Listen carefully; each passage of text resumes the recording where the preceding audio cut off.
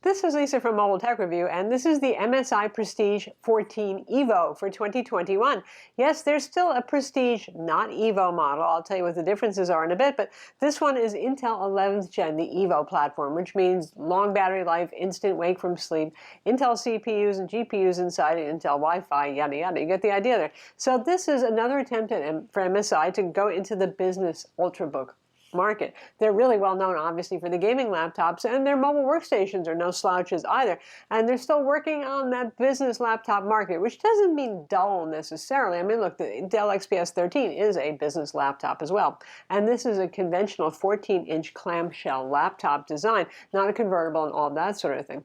We have an aluminum build. It's available in 3 different colors. This one is, they call it gray, but obviously it has kind of bluish accents, especially the edges, the little bling-blingy thing that goes on there. It's reflective kind of thing. Or you can get it in white or pink, and boy, that pink is very pink. We're going to look at it now. So the 14-inch business laptop, or just 14-inch ultrabook market in the kind of premium-ish space, but not psycho expensive, is not the easiest one to break into. There are so many offerings, and some of them are very well established, like, well, that Dell XPS 13. There are a variety of ThinkPad models, the X1 Carbon, and all that sort of thing. So MSI fights that by coming in a bit less expensive. Our Core i7 model with a full HD IPS display, decent enough display on there, 512 gigabyte to 1 terabyte NVMe SSD, depending on where you're shopping for this, and 60 gigs of RAM, is around $11.99 list. Now, Best Buy this particular week has it on sale for $8.99, and at that price it becomes like super attractive, obviously, but the sale won't be going on forever. In terms of the build and the looks on this, I am not a real fan of the kind of sparkly paint finish that they're using, which reminds me of back in the 2000s, the way plastic laptops sort of looked. But this is indeed an aluminum body laptop. The white probably looks a little bit less sparkly, and the pink certainly doesn't seem to look sparkly in pictures. The display is full HD and is 16:9 traditional aspect ratio, so those of you who are hoping for 16:10 or even 3:2, not here, just straight normal. The display is 305 nits, our particular one. That's what it measured using our Spider colorimeter, and that's not real bright for the 1,000 to 1,200-ish kind of ultrabook market. So that hurts a little bit, but that's it. It looks pretty decent, pretty bright. The contrast on it's very good. It has very low black levels. Low black levels is a good thing. Blacks are blacker. So that's in its favor, and the color gamut on it is pretty good too. Now, on MSI's website, I see mention of 4K models, but I hadn't found a specific model yet with a 4K display. So let's just leave it with this full HD that we have. In terms of performance, the Intel 11th Gen CPU, this is the ultrabook class of CPU that now can go all the way up to 28 watts with the 11th Gen, quad-core, 8 threads. It's a good performer. Intel's moving in the right direction there. The benchmarks are, well, competitive with others that we've seen. The Razer Book actually gets higher if you're running the MSI in its default balanced mode. You can move it up to performance mode, but it will be a louder laptop, and most people don't want their ultrabooks to be that loud, but it is possible to get a bit higher benchmarks for CPU than we saw. We have Intel Iris Xe graphics inside. This is the G7 version of the CPU. You can get Core i5 and Core i7. So Intel Iris Xe graphics was a great step up for Intel. So I think a lot of people are going to enjoy that. And if you're playing older or more casual games, it's fine for that. It's going to give you a little bit of a boost if you're doing things like photo editing and even a little bit of video editing, that sort of thing.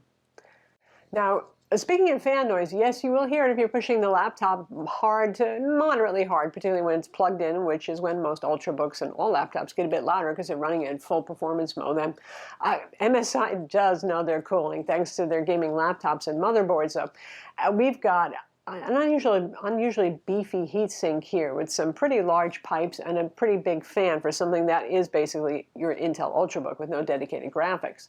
Speaking of that, the Prestige not Evo has NVIDIA GTX 1650 Max-Q graphics inside, so more graphics but no more Evo platform thus. One thing I like about the styling is when you open up the laptop, it raises the keyboard deck at an angle of about 5 degrees or so. That's also good for cooling too, speaking of cooling. Also, you'll notice the vents on the bottom. The pattern is like a city skyline. You won't see it often, but it's kind of a neat thing, and it's quite a lot of ventilation for an Ultrabook as well. The M.2 SSD is upgradable. We'll take a look at the internals and I'll walk you through all that, but like most all Ultrabooks on the market, RAM is not upgradable. Keyboard on this has 1.5 millimeters of key travel and some nice lighting around the edges. White backlit keyboard. Not a gaming laptop, so just white. The tactile feel is okay, and it's not great. And if you're looking at the competition from HP and their EliteBook line and Dell XPS 13, that Dell XPS 13 I don't think is a great keyboard. But the HP EliteBooks and the ThinkPads that compete have really good keyboards. And if this is really going to be business oriented, I think they could use a little more tactile feel. But it's not terrible. MSI typically does a little weirdness with their keyboard, so in this case the FN key has been shifted from the left side to the right side. The power button displaces the delete key, so you just have to get used to that so you don't accidentally put it to sleep every time you're trying to hit the del key. The trackpad on this is quite wide, as was the last generation, and there's a fingerprint scanner embedded in it, and there's also a Windows Hello IR camera.